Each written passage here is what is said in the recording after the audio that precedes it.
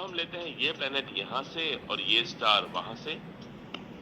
अब आप दोनों को ध्यान से देखिए। क्या दिखता है आपको? आप नोटिस करेंगे कि स्टार ट्विंकल करते हैं, शिमर करते हैं। जब प्लैनेट वैसा नहीं करते। और अगर आप ज्यादा ध्यान से देखेंगे स्टार की तरफ, तो स्टार एक्चुअली चेंज करते रहते हैं उनकी पोजीशन। वो कभी सेम पोजीशन में नहीं रहते। तो इसी तरह आप डिफरेंशिएट कर सकते हो प्लैनेट और स्टार के बीच। और क्वेश्चन तो वही है कि स्टार ऐसा क्यों करते हैं? अब आप में से कितने लोग शायद गेस करेंगे कि इसका कुछ लेना देना होगा अर्थ के एटमॉस्फेयर के साथ। अगर ऐसा है तो आप सही हो। उसका लेना देना है एटमॉस्फेयर के साथ और फिनोमिनन ऑफ रिफ्रैक्शन के साथ भी। हम जानते हैं कि लाइट बेंड होती है जब वो ट्रैवल करती है एक मीडियम से दूसरे में, क्योंकि उसकी स्पीड चेंज होती है। तो जब स्टार से आती लाइट अर्थ के पास पहुंचती है, वो एंटर करती है एटमॉस्फेयर में। और जब ऐसा होता है वो बेसिकली एनकाउंटर करती है चेंज ऑफ मीडियम का, और इसलिए वो बेंड होती है। पर बात यह है कि हमारा एटमॉस्फेयर भी कांस्टेंट नहीं होता, वो वेरी होते रहता है प्रेशर और डेंसिटी एटसेट्रा में। तो आप बेसिकली अज्यूम कर सकते हैं कि हमारा एटमॉस्फेयर बना है मल्टीपल लेयर्स से, जिसमें सबकी है डिफरेंट रिफ्रैक्टिव इंडिसेस। यानी कि एक बार लाइट पास होती है इन डिफरेंट लेयर्स में से, वो कंटिन्यूस एक्सपीरियंस करती है चेंज ऑफ डायरेक्शन और फाइनली वो पहुंचती है अर्थ पर के इंसान के पास। और ये इंसान रिसीव करता है एक पर्टिकुलर रे, और वो बेसिकली एक्सट्रापोलेट करता है वो फाइनल रे को और परसीव करता है कि वो स्टार वहां है। That's fine.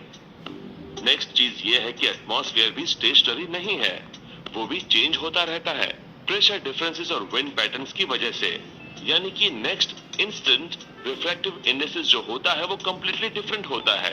यानी लाइट का पाथ भी होता है कंप्लीटली डिफरेंट। और फाइनल रे जब पहुंचती है इस इंसान के पास, वो आती है डिफरेंट डायरेक्शन से।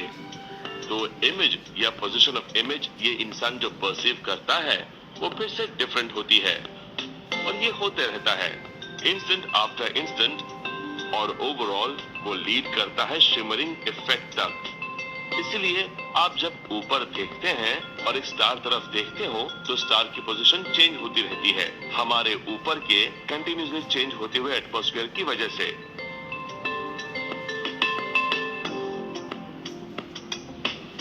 अब अगर आपने ध्यान से सुना होगा तो आपको एक क्वेश्चन होगा। मैंने आपको कहा कि ट्विंकलिंग होने की वजह है कि लाइट पास होती है एटमॉस्फेयर के पास होती है एटमॉस्फेयर के थ्रू, राइट? यानी कि सेम इफेक्ट या सेम फिनोमिनन यहीं भी होना चाहिए ये लाइट के साथ भी। और इसलिए हमें दिखाई देनी चाहिए ट्विंकलिंग प्लैनेट के केस में भी, राइट? तो फिर हमें सिर्फ ये स्टार के केस में ही क्यों दिखाई देती है? इसकी वजह है कि प्लैनेट अर्थ से बहुत बहुत नजदीक है स्टार के कंपैरिजन में।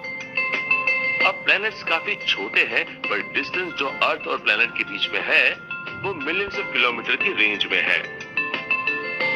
और स्टार्स हो सकते हैं बिलियंस ऑफ लाइट ईयर्स दूर। तो इस डिस्टेंस में बहुत ज्यादा डिफरेंस है।